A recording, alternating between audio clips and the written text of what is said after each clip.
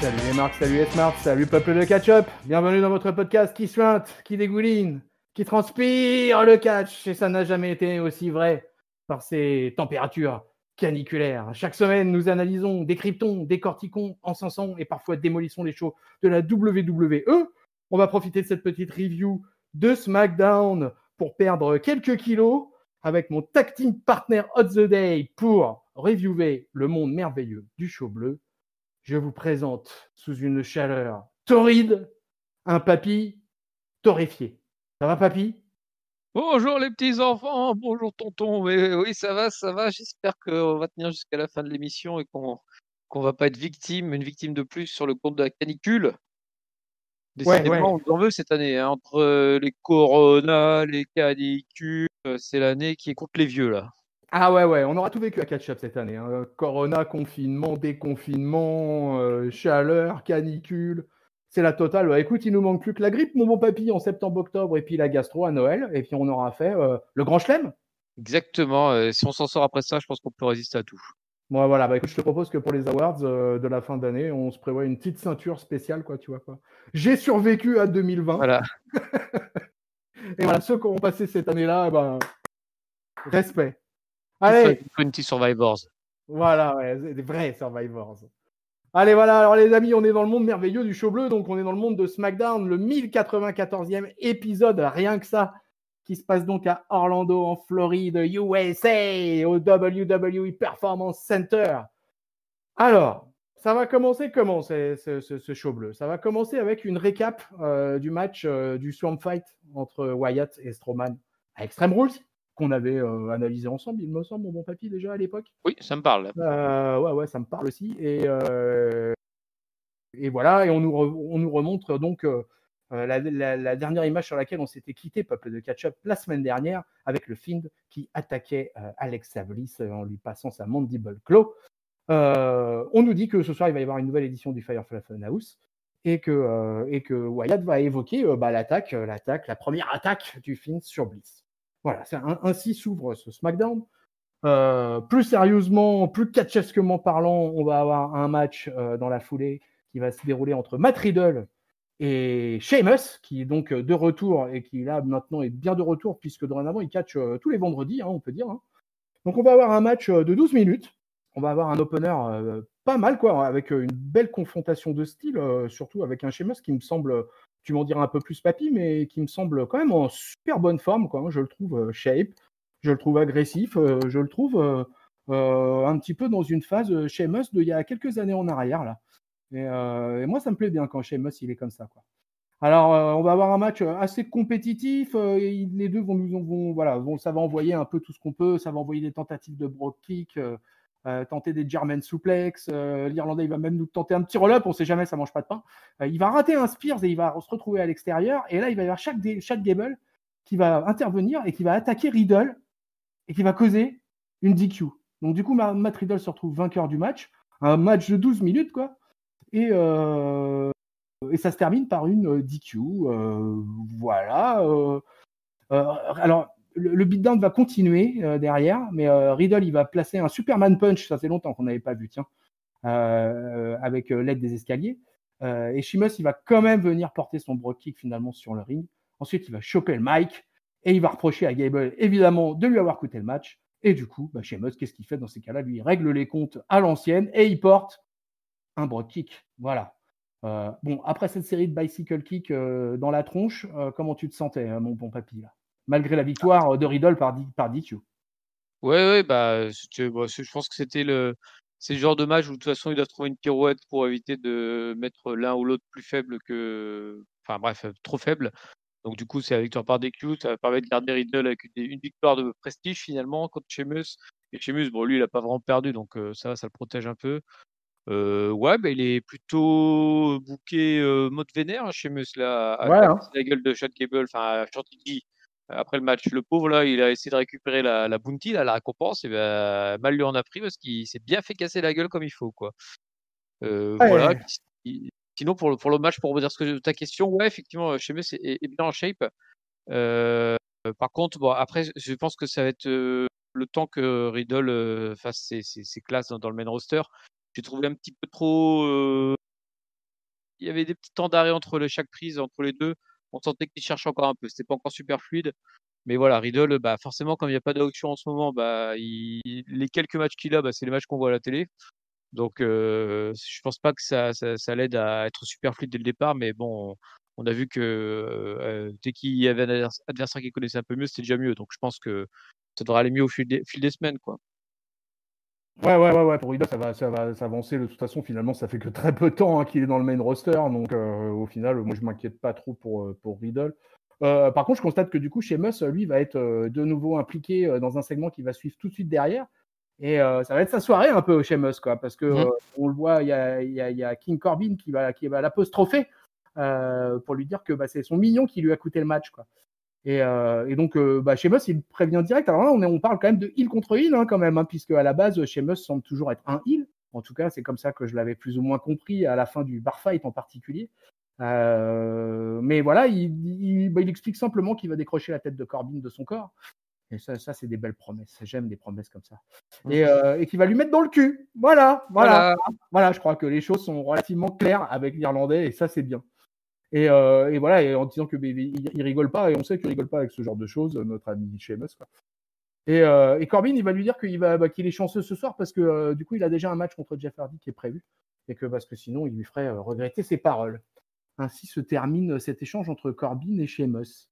Voilà, Sheamus, il est au-dessus finalement. C'est heel contre heel, mais Sheamus, il est tellement un taulier que de toute façon, même Mais ouais, n'importe qui le fait chier, il va lui péter sa gueule en fait. oui, c'est clair. Et Là, on a Corbin face à un Grand Slam champion, là, donc faut pas déconner non plus.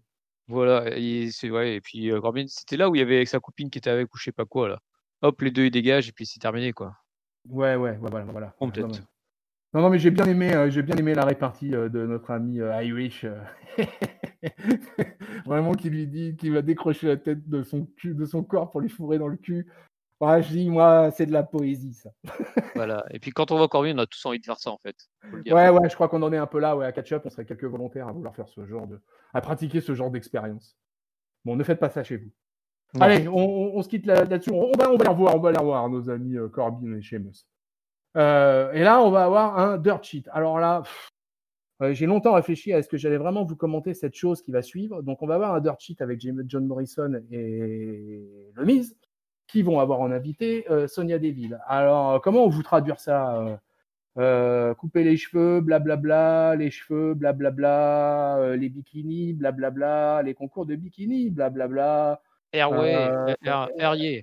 Yeah, ouais, blablabla, une perruque, blablabla. Ah, coupe leur micro. Qu'est-ce qui se passe? Ah, on n'est pas un rond, il vous dit Morrison. Et il dit, OK, Retribution, vous n'êtes pas prévu pour ce soir. Et ça repart, les cheveux à Mandy Rose, blablabla, le Bumpy Award, blablabla, avoir embrassé Otis, blablabla.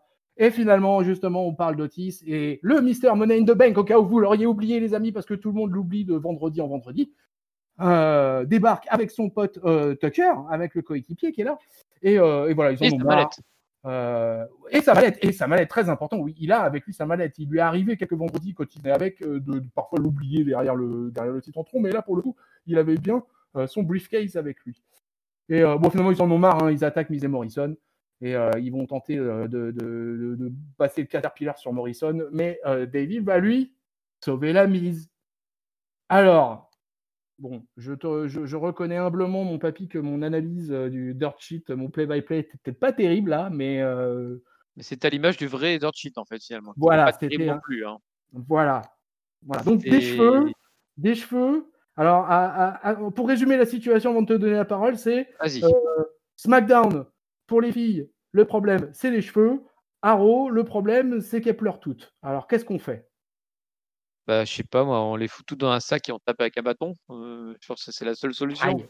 Aïe, sur la tête. Mais voilà, il y a bien Klein qui l'aura mérité dans le lot. Mais non, pas ouais, non, c'est vraiment pas intéressant comme segment. Là, ce qui me fait un petit peu, un coin de sourire, c'est l'ouverture avec, Morrison qui dit, que lui s'y connaît en underground. Je trouve ça drôle, tu vois? C'est de dire, tu sais, le rapport à l'Euro underground, Lucha underground, et cetera. Ouais. Bon, c'est un petit coin de sourire qui s'est levé à ce moment-là, mais sinon le reste du truc était bien lourd en fait, c'était pas Ouais. GG. Ah non, c'était long. En plus, j'ai trouvé ça super long, moi. J'ai trouvé que Mmh. Voilà, ouais, donc, et j'aime bien parce que Sonya Deville, quand même, elle estime qu'elle a brisé physiquement et psychologiquement Mandy Rose, quoi, juste parce qu'en fait, elle a coupé les cheveux la semaine d'avant, quoi. Et puis, bon, si tu veux, toute la blague avec la perruque, tout ça, enfin, j'ai trouvé ça lourdingue. Et j'ai trouvé que les segments étaient particulièrement rallongés ce SmackDown. Parce que c'est Peut-être, pareil, le ouais. segment d'intro avec le résumé du Swamp Fight, il était super long, le Oui, oui, résumé, c'était quoi. long, ouais, c'est vrai, ouais. Et t'en auras d'autres segments dans le show qui, pareil, me sembleront super longs. Et celui-là, bah, il en fait partie, quoi. Il n'y a pas un énorme contenu sur ce SmackDown. Et par contre, tu as d'autres qui vont juste passer entre deux portes, quoi. C'est Ouais, bizarre, hein. ouais. Ils ont un peu rallongé trop la sauce, je trouvais. Là, ça manquait d'idées. Parce que juste à la suite du Dirt Sheet, on voit quelques images en fait de Cesaro et Shinsuke Nakamura qui remportent les titres de SmackDown à Extreme Rules. Et on va avoir un match en 1 contre 1 du champion en titre par équipe Cesaro qui va affronter Lince Dorado des Lucha House Party. Voilà, chacun accompagné avec leur tag team partner. On va avoir un match vraiment très court puisqu'on va avoir un match de 4 minutes 27. Ça va vraiment être en volée, quoi. Même si on va avoir Dorado qui va passer pas loin de réussir à voler le match en contrant un Razor's Edge avec un petit roll-up. Ça passera pas loin, mais ça suffira pas, quoi, parce que finalement, le Suisse va coller son neutralizer pour la victoire. Un peu foiré ou un peu mal vendu par Lince Dorado, je sais pas, tu me diras ce que tu en as pensé, mais j'ai trouvé le finish pas très joli par rapport à d'habitude. Cesaro, voilà. Et j'ai senti peut-être, et pourtant, c'est pas avec 4 minutes 27 de combat qui devaient être trop fatigués, les deux gars. Mais voilà, un match finalement pour nous installer certainement durablement une rivalité avec les Lucha House Party. Il va y avoir, je pense, on va pas être loin d'un match entre les deux pour le titre. Oh, ouais, je suis même pas sûr parce que les choses parties là, ils s'en sortent avec une défaite. Enfin, c'est même pas c'est Dorado du coup qui prend la défaite, Ouais, c'est à lui tout Dorado qui seul. prend la défaite, c'est un 1 contre 1, donc bon. D'accord, ouais, non mais c'est pour te dire à quel point ça a été mal vendu le match. Je me suis même pas rendu compte que c'est un contrat, je pensais que c'est un tag team. Ah oui, J'ai d'accord. j'ai même pas fait attention, j'ai dit: «Tiens, c'est bon, Cesaro, il a gagné». J'ai même pas vu que Nakamura était pas rentré dans le match. Bon, bah, c'est pas grave, c'est moi, my bad, my bad.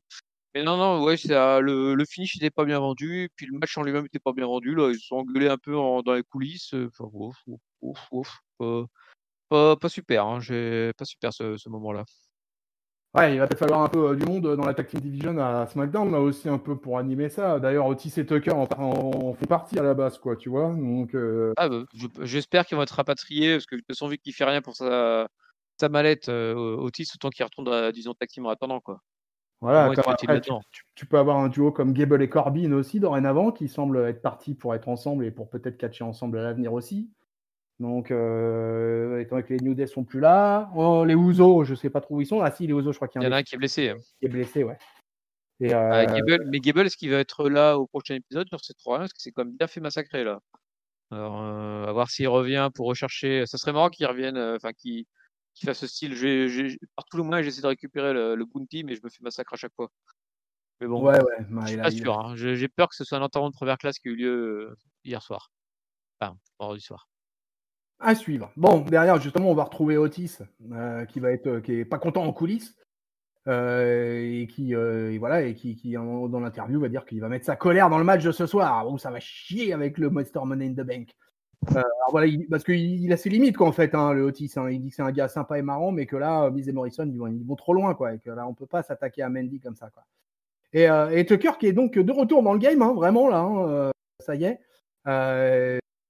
Voilà, il va un peu en rajouter en disant que ce qu'a fait Sonya Deville la semaine dernière, c'est pas bien, couper les cheveux, c'est pas bien.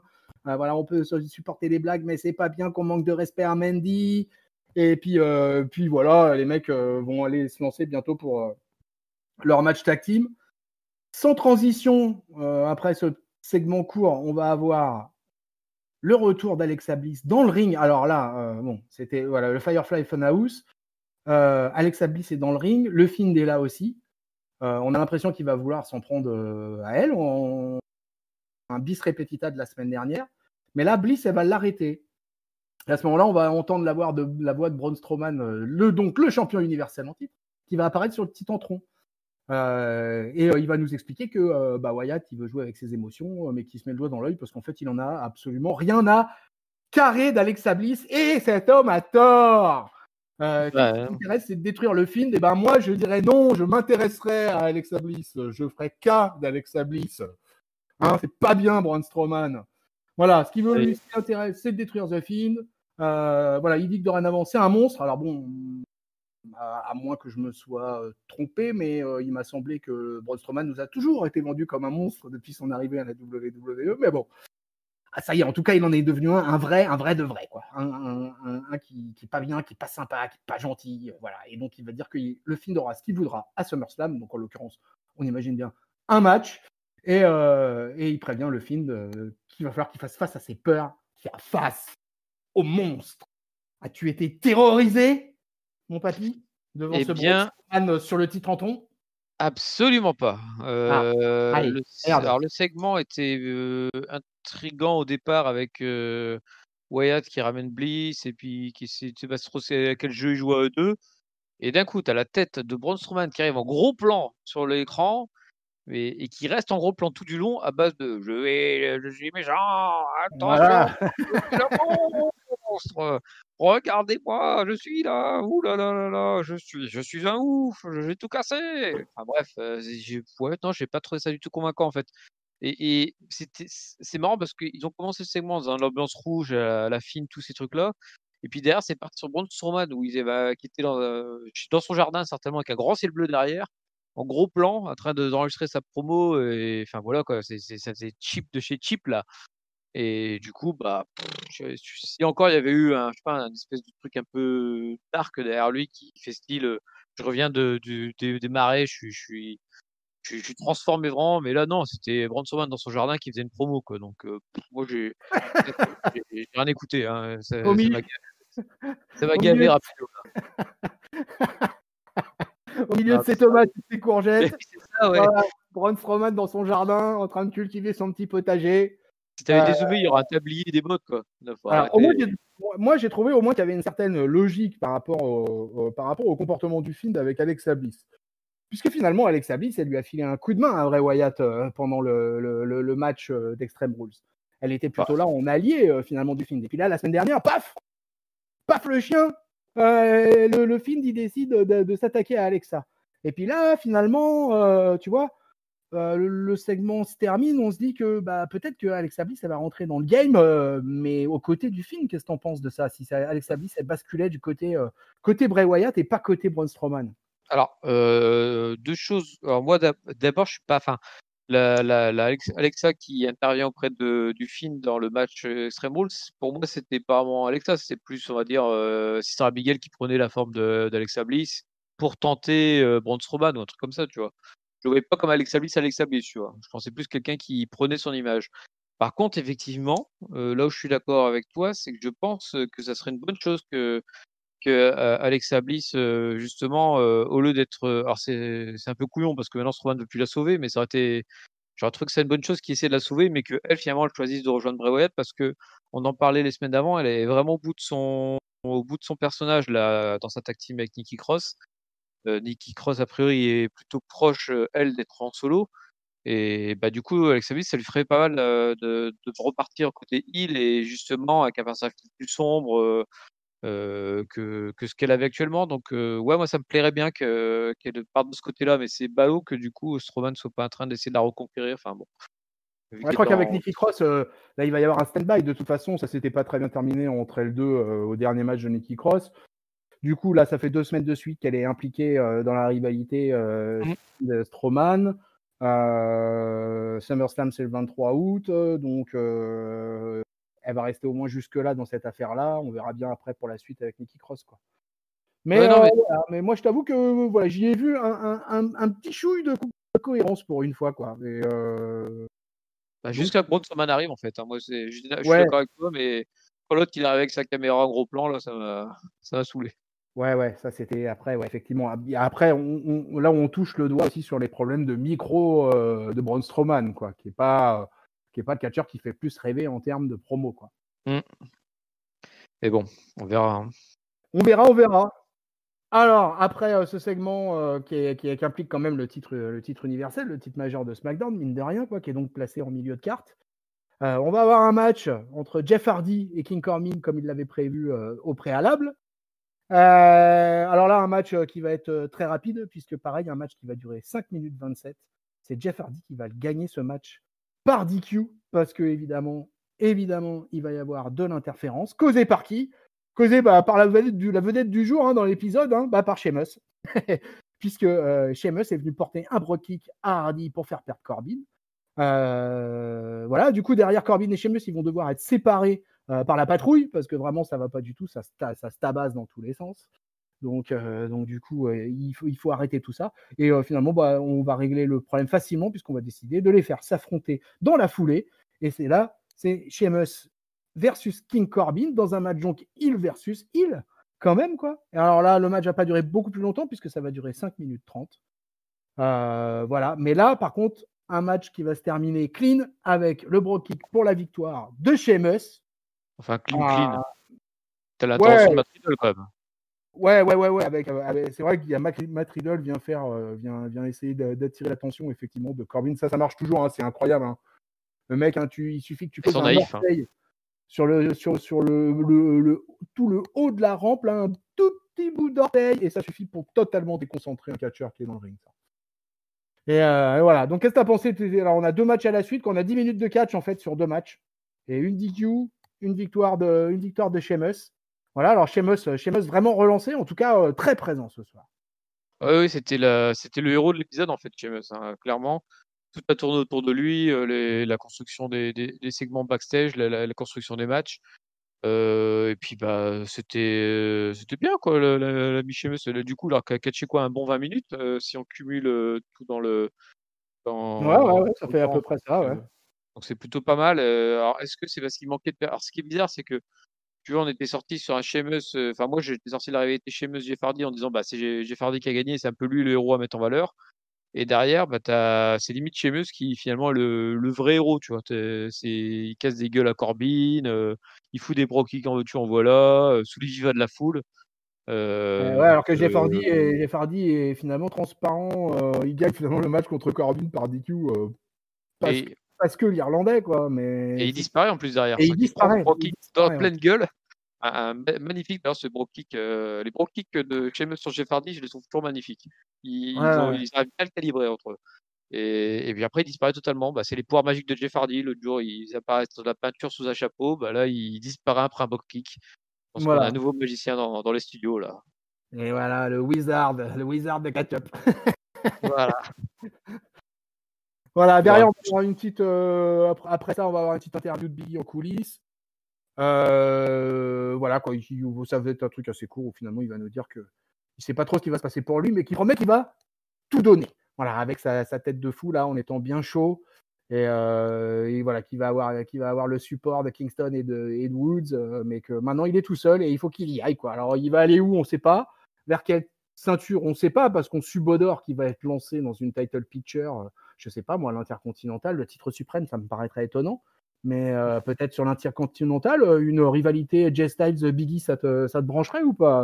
Ouais, de toute façon, c'est là où il y a le plus de place, de toute façon, l'Intercontinental. Parce qu'effectivement, le titre suprême, moi, pourquoi pas un jour y voir Biggie, mais pour le coup, c'est tellement phagocyté par les Braun et Bray que tu vois pas d'autres personnes, hormis donc notre ami Bliss, ça se mettre dedans, quoi. Biggie, effectivement, tu as plus l'impression qu'il va aligner 2-3 heels et puis après se mettre en course vers l'Intercontinental. Et ça sera pas mal parce que Justal, forcément, en termes de catcheur, c'est un peu la référence dans le ring. Et Biggie, comme on en parle souvent, c'est un mec dont on attend plus par rapport à tout ce qu'il nous montre. Donc, c'est le moment de le voir et d'avoir un mec peut-être qui le mette en valeur, quoi. Ça serait une rivalité qui me plairait, moi. Bon, on quitte Biggie là-dessus et on va suivre au prochain épisode. Derrière, on va avoir Bayley et Sacha qui vont être sur le ring et qui vont avoir une vidéo conf avec Stephanie McMahon qui est en télétravail.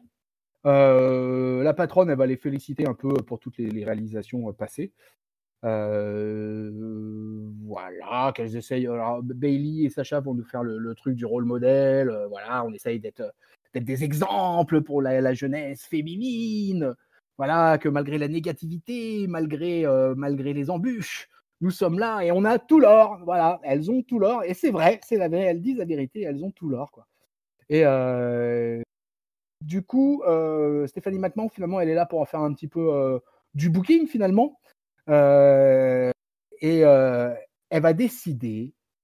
Alors j'aime bien parce qu'elle va leur présenter ça en leur disant qu'elle veut pas leur donner l'impression de les punir, mais qu'elle a quelque Mmh. chose quand même pour elle. Et ce quelque chose, ça va se passer à SummerSlam, où Banks va défendre son titre de Raw. Et pareil pour Bayley, qui va avoir une Battle Royale. Alors, une Battle Royale qui aura lieu la semaine prochaine, si je me trompe pas, Papy. C'est ce Euh, que j'ai retenu aussi. ouais, hein, c'est bien ce que j'ai compris. Un vendredi prochain, vous aurez donc une Battle Royale des 3 brands, NXT, Raw, SmackDown, pour déterminer le number one contender euh, de Bayley. Concernant le number one contender de Raw, Banks, on est d'accord qu'elle va affronter Asuka là. Non, c'est seulement si Asuka bat Bayley lundi. Ah oui, c'est vrai, t'as raison. En plus, on l'a fait ensemble, c'est vrai, mais ouais, t'as raison. Oui, c'est vrai que du coup, il va y avoir un match. Bayley, elle va avoir un programme sympa en fait, elle, d'ici SummerSlam. Elle me paraît bien occupée cette femme. Bah oui, de toute façon, c'est comme toujours, hein, ils les mettent partout, les quelques têtes d'affiche de division féminine, elles sont partout, partout, hein. Ouais, c'est vrai parce que c'est vrai que ça manque de profondeur de banc, comme dirait l'autre. Ouais, et je ne sais pas si on en reparlera plus tard, au niveau de quand tu feras les questions, mais c'est pareil au niveau de la Battle Royale, enfin, est-ce qu'ils vont sortir de nouvelles têtes ou est-ce qu'ils vont encore, taper dans les quelques têtes, visages connus et sûrs? Bah, Bah, si il tu y veux a, il qu'on y en a, parle maintenant ou si on en il y a- parle à il la y a- fin? il y a- ah, on peut en parler là. Il y a pas mal de femmes. Quand même, le roster de NXT, il est relativement conséquent au niveau féminin quand même. Ouais, mais Donc, c'est des si tu quiches. veux, il va y avoir quoi? Ça va être une bataille royale à quoi? À 20 filles, je pense, tu vois? Ouais, mais bon, les filles d'NXT, à part celle qui a la ceinture, Yoshirai et éventuellement Ripley, les autres, tu à SummerSlam contre Bayley, les autres? Non, faut pas déconner, quoi. Donc ça pour moi, il y a pas vraiment 50 solutions, quoi. Ou Charlotte, comme toujours, Ouais, ou Charlotte. effectivement, Ripley, qui passerait par là. Puis après, si c'est Naomi, si c'est, ça pourrait être, Dana Brooke, si c'est, la comment elle l'appelle, la galloise là de NXT? Tegan Nox. Tegan Nox ou Candice LeRae, enfin si c'est des filles comme ça ou Mia Yim, faut arrêter, c'est pas du tout le niveau, quoi. Enfin voilà, quoi. Le souci en fait, on en parlait les dernières semaines, c'est qu'ils ont un peu détruit la division féminine. Derrière, il y a les championnes et derrière tout, c'est tout les détruit. Et du coup, bah tu as du mal à imaginer un contender valable en fait. Donc bah, ça laisse plus beaucoup de solutions, je trouve, pour avoir une affiche digne de l'événement. Toi, tu penses Ouais, que tu as qui toi en moi, tête? je suis plus optimiste que toi quand même. Et moi, je considère que c'est plutôt une bonne nouvelle pour la division féminine d'avoir finalement une battle royale comme ça, où on va pouvoir avoir quelques talents de NXT qui ont débarqué un peu. Je pense qu'il faut qu'il y ait Rhea Ripley. Est-ce qu'ils vont pousser le bouchon jusqu'à mettre la championne Yoshirai dans cette battle royale? Je ne sais pas. Je trouve que c'est plutôt un bon plan du fait que justement, comme ça va pas, la division féminine, autant les mettre en paquet tout ensemble, plutôt continuer dans des 1 contre 1 20, comme on a eu, tu vois, avec Lacey versus Naomi, Mmh. ou Riot versus Logan, ou versus Morgan, tu vois, des choses comme ça qui finalement font avancer rien. Au moins, là, il va y avoir un combat collectif. Tout le monde aura sa chance. Moi, je trouve que c'est pas si mal joué, là, vu comment ça va, vu comment c'est pas bien de toute manière, dans le show bleu en particulier, la division féminine, là où c'est vraiment, ça patauge de chez patauge. Donc, moi, je suis plus optimiste. Écoute, on verra pour la suite, quoi. Oui, non, non, mais je suis pas contre la bataille royale. Je suis comme toi, hein. Franchement, ils avaient pas trop d'autres solutions vu le niveau des divisions féminines un peu partout en ce moment. Par contre, ouais, j'ai juste du mal à imaginer qui peut en ressortir, en fait. Donc j'espère qu'il y aura un joli line-up dans cette battle royale et des vraies, filles qu'on peut penser potentiellement championnes, quoi. Ouais. Écoute, on verra ça dès la semaine prochaine, puisque voilà, comme vous avez Raw, SmackDown, dorénavant, même combat, on annonce pas mal de matchs et de programmes à l'avance. Bon, ça ne m'empêche pas de les oublier dans la semaine qui vient, mais, mais c'est vrai que maintenant, on nous annonce de plus en plus des matchs voilà, la semaine à suivre. Même de temps à autre, des vignettes NXT, ça peut arriver maintenant. Donc voilà, il n'y a pas eu de baston du mercredi cette semaine, mais on peut signaler que la IW a encore gagné la guerre des ratings cette semaine. Mais par contre, la satisfaction, c'est que les deux brands ont fait des très beaux scores, puisque je crois que, si je ne me trompe pas, la AEW a dépassé les 900 000 téléspectateurs. Ah! Et SmackDown est remonté très haut aussi. NXT, pardon, NXT est remonté à plus de, je crois, 760 000 spectateurs ou quelque chose comme ça. Donc, a pris 60 ou 70 000 spectateurs de plus que par rapport à la semaine d'avant. Donc, c'est bien, ça a l'air de booster les deux programmes, quoi. Donc, Oh, c'est bien alors s'ils arrivent donc, à se remettre un peu à flot. donc les ratings montent des deux côtés. Mais voilà, et c'est toujours la AEW qui est en tête encore cette semaine sur les ratings. Voilà, c'était le petit point baston du mercredi. On revient à SmackDown, on revient pour un tag team match entre le Miz et John Morrison contre les Heavy Machinery, Otis et Tucker. Voilà, qui s'était promis qu'ils allaient se mettre dessus. Otis nous a dit qu'il n'était pas content et qu'il allait vider sa colère. Alors pour vider sa colère, Otis il n'aura eu que 9 minutes. Alors non, pas une seule évocation concernant la mallette ou quoi que ce soit. Elle est là.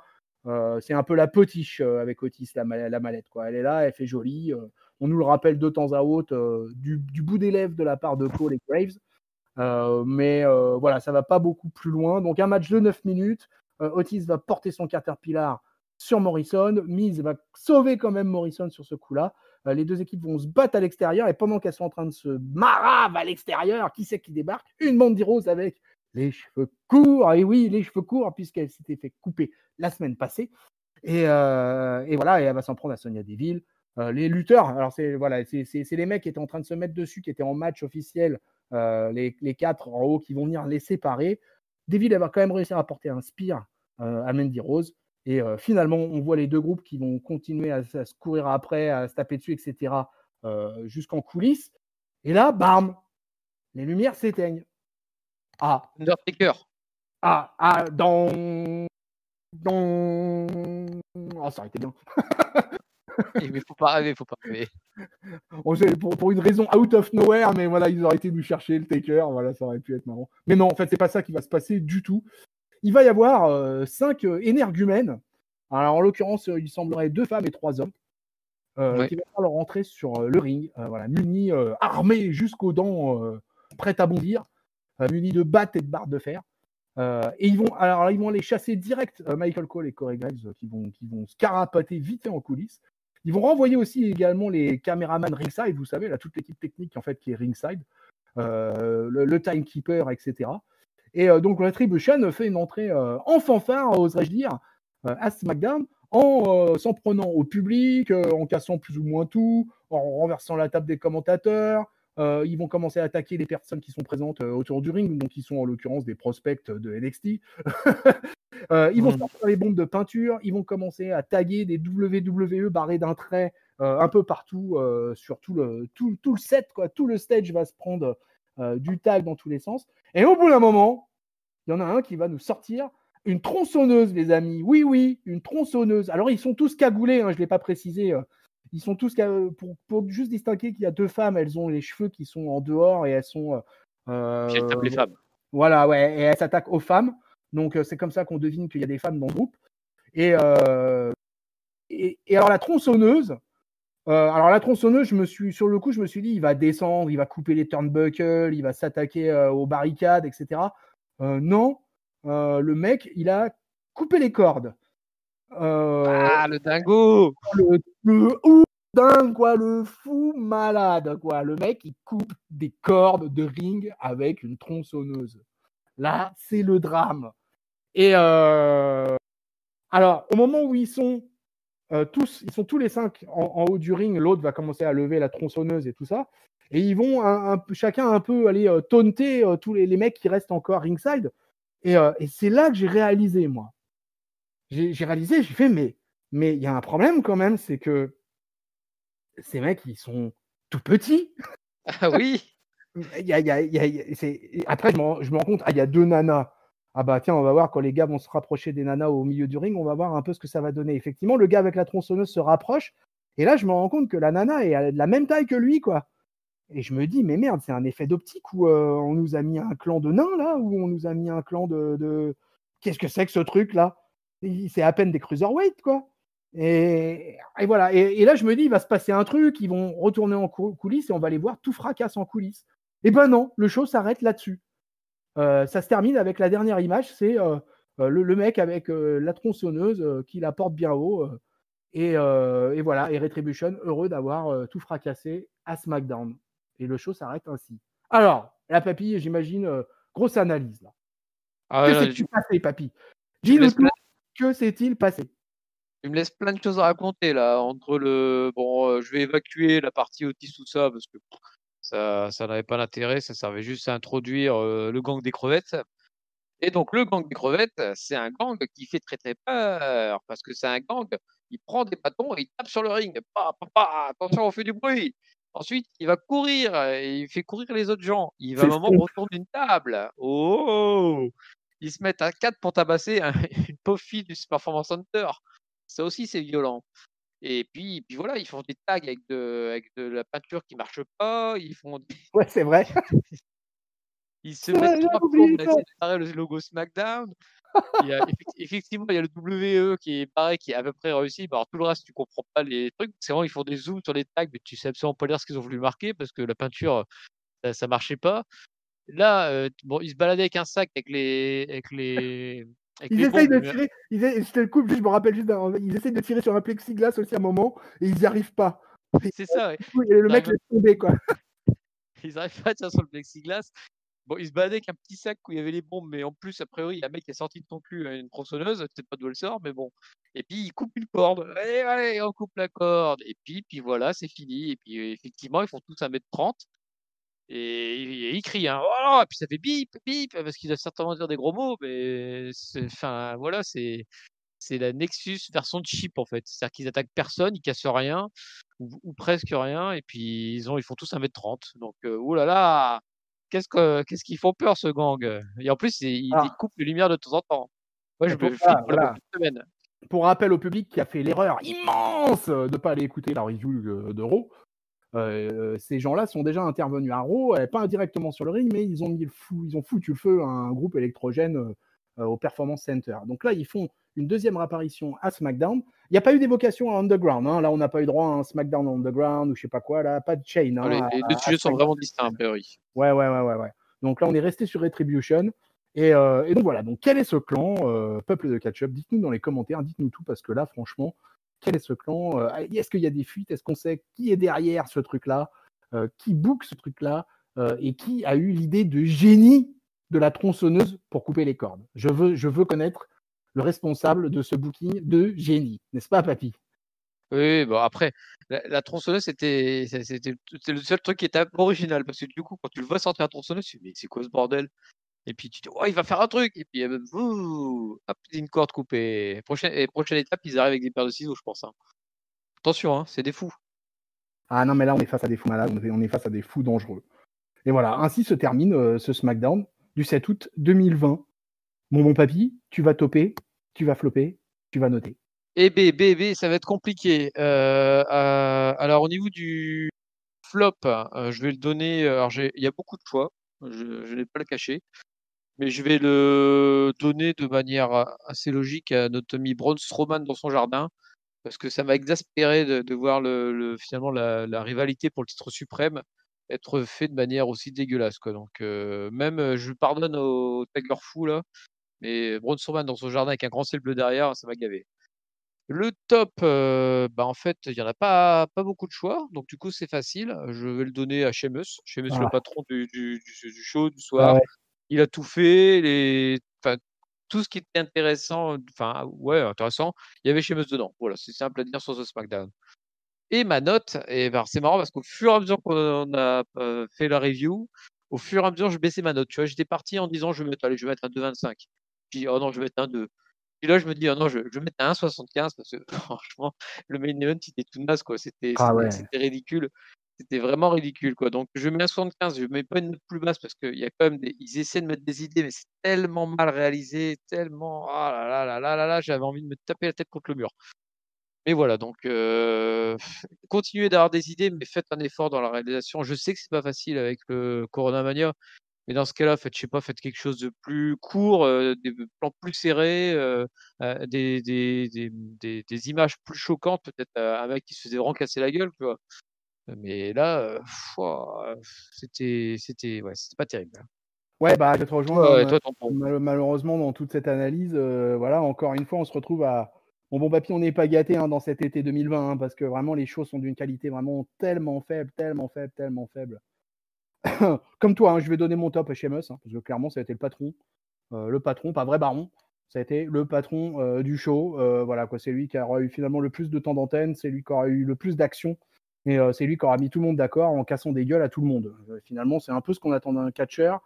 D'autant plus un Grand Slam champion. Donc merci Sheamus d'avoir remis l'église au milieu du village.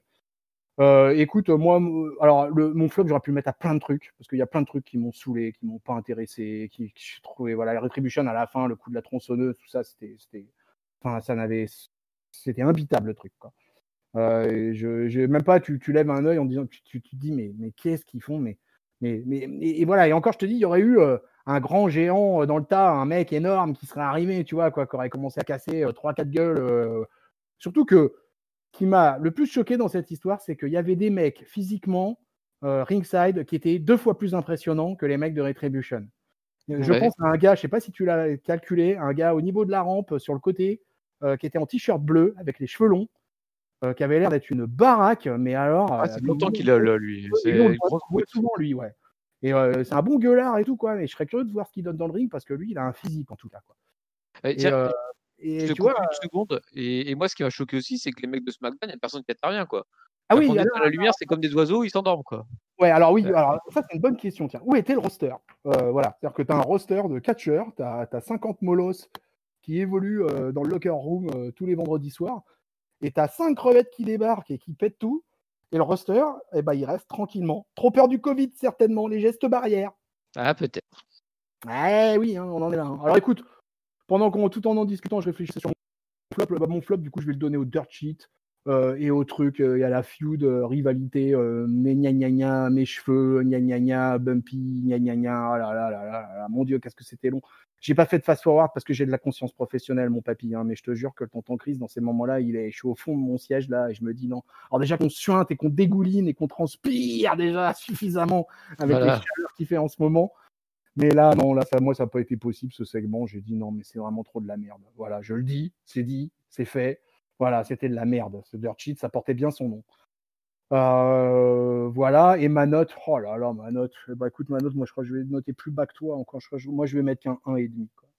Vraiment, vraiment, les amis, je me suis emmerdé pendant ce SmackDown. Quoi. Alors là, moi, quand je m'emmerde pendant SmackDown, moi, le seul truc qui me sauve la mise dans ces shows-là, dans ces cas-là, c'est le main event. C'est qu'il se passe un truc au main event, voilà, un vrai beau main event. Et ben non, bah là, on n'aura même pas eu le cas, on aura eu ce truc, la de Retribution.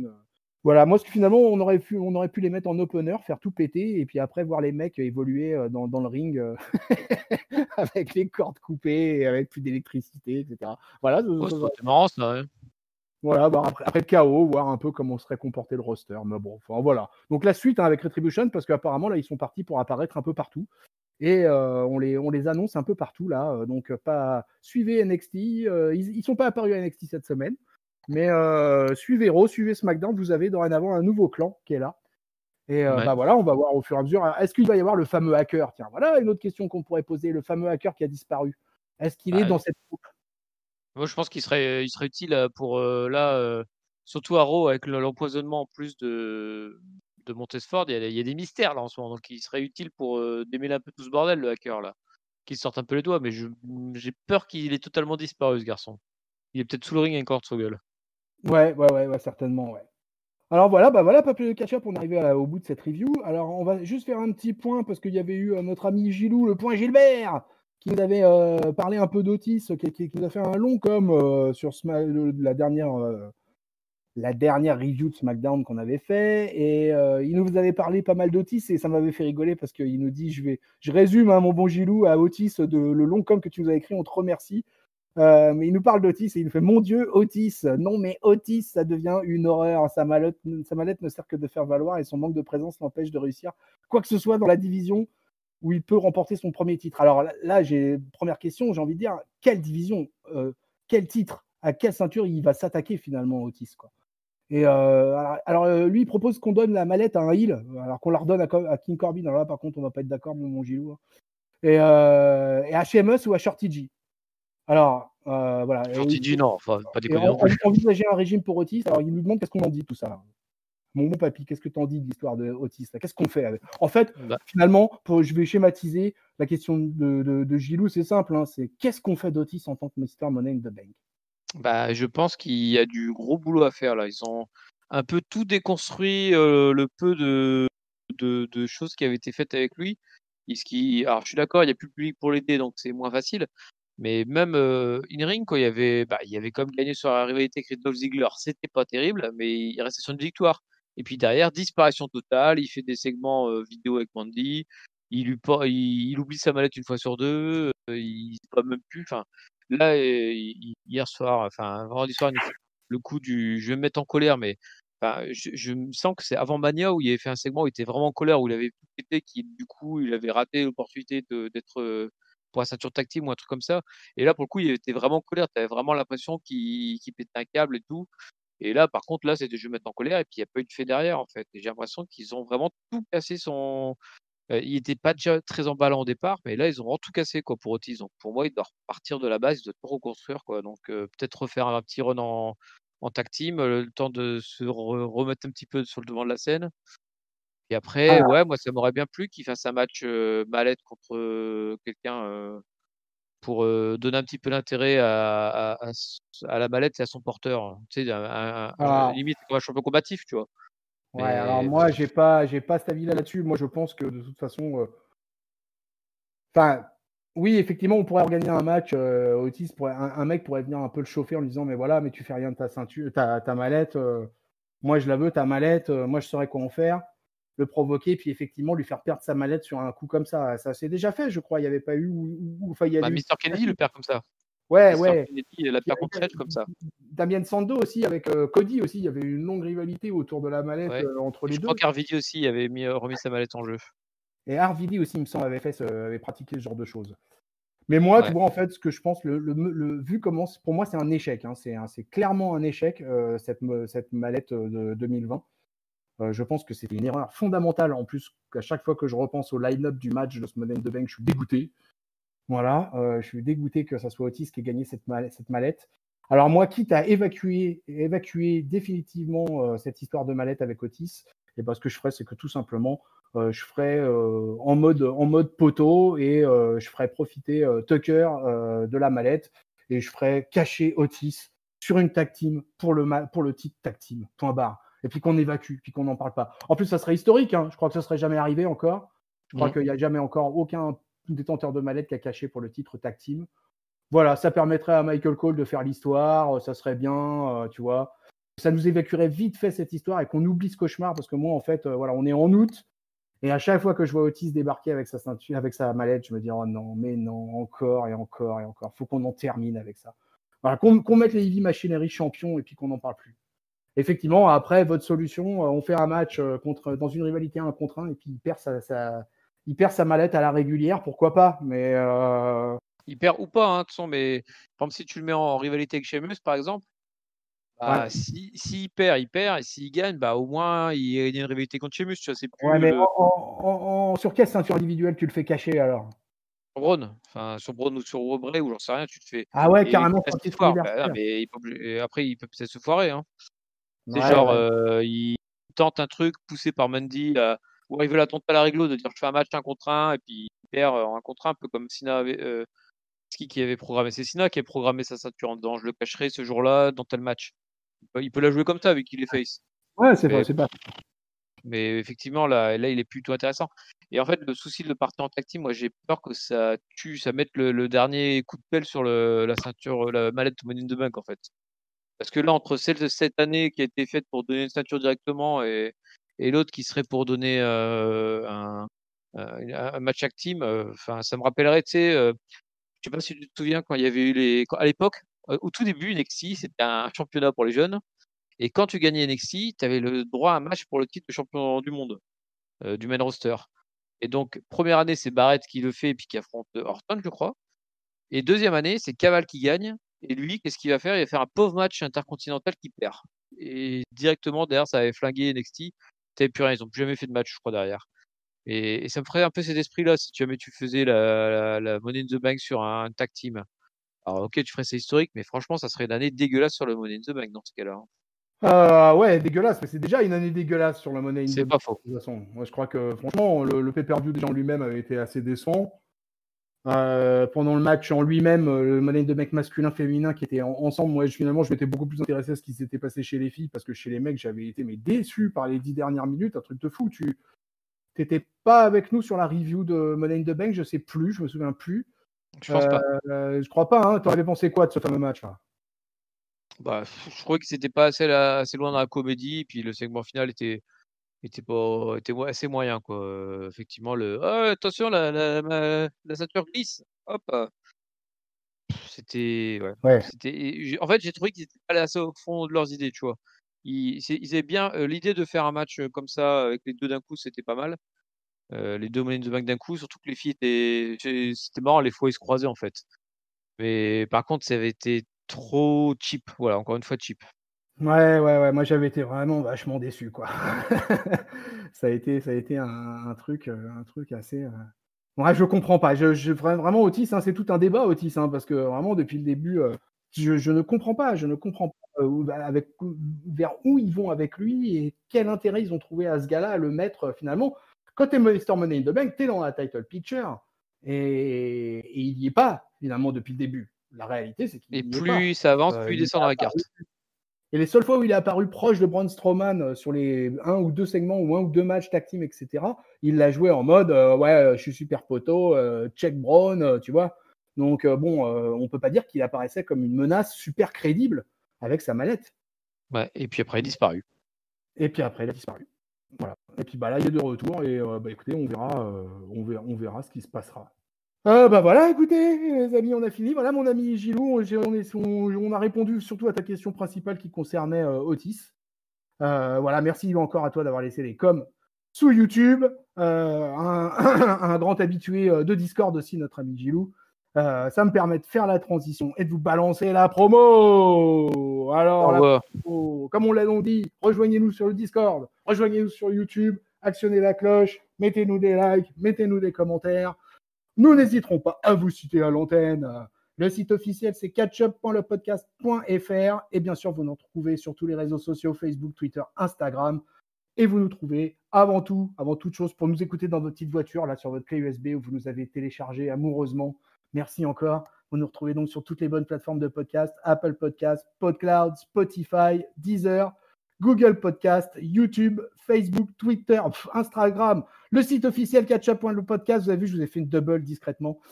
Mon bon papy, merci beaucoup à toi d'avoir été mon tag team partner dans le merveilleux monde du show bleu. Bah, merci, à toi tonton de m'avoir fait partager ta sueur, c'était un moment intense. Ah ouais, là, une review comme ça, là, c'est 2 kilos perdus. Remarque, c'est pas mal pour le régime, hein. Ouais, c'est bien, on a fait un beau sauna là. Ouais, clairement. Allez, c'est sur ces belles paroles qu'on va vous laisser. On vous fait des bisous. On vous souhaite une bonne semaine pleine de catch. On vous fait les cordes à linge plein la face. Salut papy. Salut tonton et salut à tous. Salut peuple de catch.